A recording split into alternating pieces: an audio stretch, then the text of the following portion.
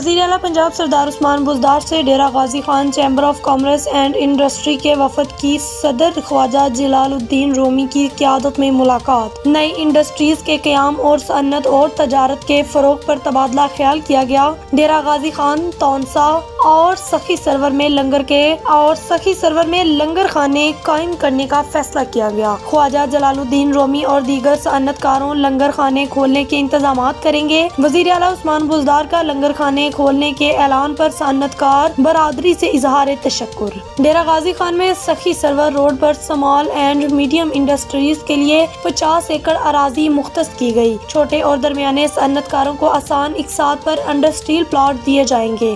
सदर ख्वाजा जलालुद्दीन रूमी के मुतालबे पर डेरा Ghazi Khan chamber of commerce की तमीर का मुतालबा मंजूरी। डेरा Ghazi Khan chamber of commerce के क़याम के लिए अराजी की निशानदही की हदायत। डेरा गाजी खान में वेस्ट मैनेजमेंट कंपनी और पार्क्स एंड हॉर्टिकल्चर अथॉरिटी कायम हो चुकी। ताजरों और सन्नतकारों की सहूलत के लिए डेरा गाजी खान की अंदरूनी सड़कों को बेहतर बनाया जाएगा।